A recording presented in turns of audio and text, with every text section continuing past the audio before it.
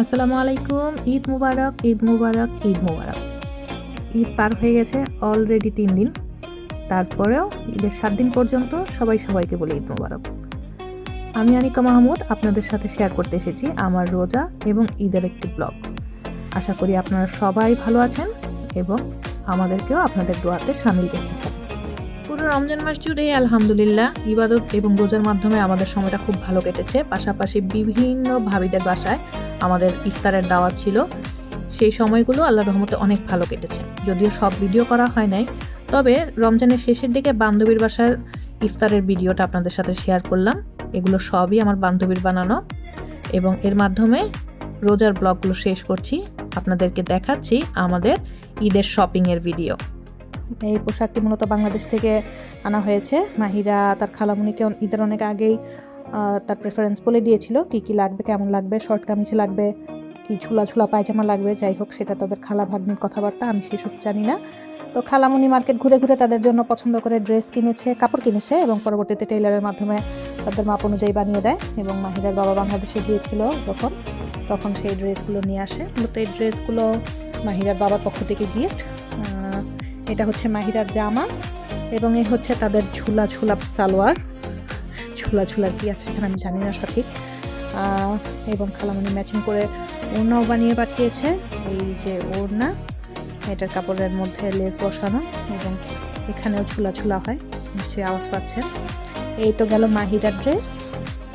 এটা হচ্ছে আমার মাদিহামণির ড্রেস। মাদিহার ড্রেসটাও প্রেফারেন্স সেমই ছিল, জাস্ট কালারটা ভিন্ন হবে। তো মাদিহা চেয়েছিল ওর কালারটা গোলাপি বা বেগুনির মধ্যে যাতে হয়। তো আলহামদুলিল্লাহ মাদিহার ড্রেসটাও অনেক সুন্দর, সেম টু সেম, জাস্ট কালারটা ডিফারেন্ট। এবং খালামণি বুদ্ধি করে তাদের দুই বোনের ড্রেসের কাপড় দিয়েই মুবিনার জন্য 2টা ফ্রক বানিয়ে পাঠায়। এটা হচ্ছে মাদিহার ড্রেসের সাথে ম্যাচিং এবং আরেকটা সেম ড্রেসই, সেম ফ্রকই মাহিরার কাপড় যেটা সেটা দিয়ে বানিয়ে দেয়।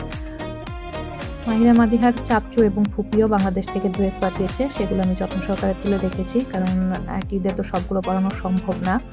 তো আমরা পরবর্তী ওকেশনের জন্য রেখেছি। প্রতি বছর তার দাদাভাইও তাদের জন্য ড্রেস পাঠায়। এই বছর আমরা তার দাদাভাইকে ছাড়া প্রথমবার ঈদ করছি। তো তার আগে দাদাভাই তাদের জন্য ঈদের ড্রেস কিনে রেখেছিল।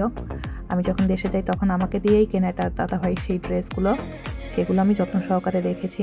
যেহেতু সামারের ড্রেস, ইনশাল্লাহ কোরবানির ঈদে সেই ড্রেসগুলো পরবে, দাদাভাইয়ের দেওয়ার শেষ গিফট। এই বছর প্রথমবারের মতো আমরা মাহিরার দাদাভাইকে ছাড়া ঈদ করছি। গত বছর অক্টোবরে মাহিরার দাদাভাই মারা যায় এবং তার সাথে আরেক ভাবিওকেও খুব স্মরণ করছি, আনহার আম্মু, যে গত বছর জুন মাসে আমাদেরকে ছেড়ে না ফেরার দেশে চলে যায়। সবাই তাদের জন্য দোয়া করবেন। এবং এখন স্ক্রিনে যে ড্রেসগুলো দেখছেন এগুলো এখানকার মাহিরা মাদিহার এক আঙ্কেল ওদেরকে গিফট করেছে এবং 3 বোনের জন্যই এই গিফটগুলো ছিল। অনেক সুন্দর, তাদের 3 বোনেরই অনেক পছন্দ হয়েছে। আর এই তো হচ্ছে তাদের জুতা, ম্যাচিং ছিল 3 বোনেরই তাদের ড্রেসের সাথে। তো এবার যেহেতু 30 রোজা হয়েছে, তো আমাদের রান্নাবান্না করার জন্য যথেষ্ট পরিমাণ সময় ছিল। ঈদের আগের দিন দুপুরেই আমি প্রায় 6 রকমের মিষ্টান্ন রান্না করি, কিন্তু সব মিষ্টান্নর ভিডিও করতে আমি আসলে ভুলে গিয়েছি এবং পরবর্তীতে মুরগি, গরু এবং ইলিশ মাছটা রান্না করে ফেলি। পরবর্তী দিন সকালের জন্য আমি পোলাওটা রেখে দিই শুধু, যেহেতু আমরা সকালের দিকে বের হয়ে যাব, ঘোরাঘুরি করবো, তাই রান্নাবান্নাটা আগের দিনই সেরে ফেলি। এবং তারপরে যাই বাচ্চাদেরকে একটু হাতে মেহেদি দিতে। প্ল্যান ছিল বাইরে যাওয়ার, বাইরে ওদেরকে আরেক আন্টি সুন্দর করে ডিজাইন করে মেহেদি দিয়ে দেবে বলেছিল, কিন্তু মাহিরা মাদিহার বাইরে যেতে চায়নি। তাই খালামণি যে স্টিকারগুলো পাঠিয়েছে সেগুলোর মাধ্যমে ওদের হাতে আমি মেহেদি দিয়ে দেই। আর একটা ভাই বানার চেষ্টা করি, আমাদের কাছের চুড়ি এইসব সাথে নিয়ে লাইটিং করে। এবং এবার স্টিকারগুলোও ভালো ছিল, সুন্দর মতো হাতে বসেছে এবং মেহেদি দিতেও সহজ হয়েছিল এবং মেহেদির ডিজাইনগুলোও সুন্দর এসেছে। আর আমার বাচ্চারা মাশাআল্লাহ এমনিতেও অনেক ভালো, আমি হাবিজাবি ডিজাইন করে দিলেও খুশি হয়ে যায়, বলে অনেক সুন্দর। আর এবার তো তাদের পছন্দ অনুযায়ী ডিজাইনও হয়েছিল, তাই তারা বেশ খুশি ছিল। এভাবে মেহেদি দিতে গিয়ে আসলে আমার ছোটবেলার কথা মনে পড়ছিল। মলি, এমা, শান্তা, মনি, ওদের সবাইকে খুব মনে পড়ছিল, সাথে নিশি আপুকে, কারণ ও আমাদেরকে সবসময় মেহেদি দিয়ে দিত। এবং এভাবে আমাদের আলহামদুলিল্লাহ 4 রাতটা খুব ভালো কেটেছে। তো মোবাইল ঘেটে দেখলাম 2টা মিষ্টান্নর ছবি এবং ভিডিও আমি পেয়েছি এবং বাকি অন্য কোনো কিছুর ভিডিওই আমি করিনি। এখানে কুনাফা এবং ফিম নিয়ে রান্না করেছিলাম, সেই দুইটাই আসলে ভিডিও করেছি। তো এরপরে আমরা আসলে ঘুমাতে চলে যাই। দেন পরের দিন সকালে মাহিরার বাবা ঈদের নামাজ পড়ে। ঈদের নামাজ শেষে ও আমাদের দোকানে চলে আসে। আমি সব মিষ্টান্ন দোকানে পাঠিয়ে দিই। নামাজ শেষে মাশাআল্লাহ সব ভাইয়েরা এসে ওখানে খাওয়া দাওয়া করেছে এবং পরবর্তীতে আমিও মাহিরা, মাদিহা, মুবিনাকে রেডি করে বাইরে বের হই। এখানে তিশা ভাবি, লিজা ভাবি, প্রিয়াঙ্কা ভাবি সবার সাথে দেখা হয়, কোলাকুলি করে বাচ্চারা খেলাধুলা করে। বোকার মতো আমি সেখানেও কোনো ভিডিও করিনি। তো সকাল মোটামুটি সেখানে শেষ করে আমরা চলে আসি অনিকা ভাবিদের বাসার কাছাকাছি মার্কনি। সেখানে একটা পার্ক আছে লাগোর কাছে। অ্যাকচুয়ালি লাগো না, এটা একটা টেভেরে, অর্থাৎ খালের মতো। তো এখানে পরিবেশটাও খুব সুন্দর ছিল আলহামদুলিল্লাহ। সেদিন ওয়েদারটাও ভালো ছিল। অন্যান্য দিন খুব ঠান্ডা পড়েছে, কিন্তু সেই দিন রোদ ছিল, বাতাস ছিল। বলতে গেলে আলহামদুলিল্লাহ এটার জন্য একদম পারফেক্ট একটা ওয়েদার ছিল আমাদের জন্য। বাচ্চারা সেখানে গিয়ে খেলাধুলা করছিল। ভাইয়ারা সবাই জুম্মার নামাজ পড়ে এসেছে। ভাইয়ারা নামাজ পড়ে আসার আগে আমরা বাচ্চাদেরকে খাইয়ে দিই এবং সব পুরুষ মানুষ যারা তাদেরকে খাবার দিয়ে দেওয়া হয়। এবং আমি আর নোমান ভাবি বসেছিলাম। তো অনিকা ভাবি আমাদের দুজনের জন্য খাবার বেড়ে নিয়ে আসে। যেহেতু আমরা দূরের মানুষ, আমাদের নাকি ক্ষুধা লেগে গেছে, উনি নিজেই বলছিল। যাই হোক, আমাদের খাওয়া শেষে সব ভাবিরা আবার পরবর্তীতে একসাথে খেতে বসে এবং আমি মাঝখানে গিয়ে একটু ভিডিও করি। ভাবিরা তো আমাদেরকে তখন অনেক সার্ভ টার্ভ করেছিল। তাদের জিজ্ঞেস করছিলাম কারো কিছু লাগবে কিনা, যদিও শুধু মুখেই বলছিলাম, বাকি সবাই যার যারটা নিজের মতো করেই নিয়ে নিচ্ছিল।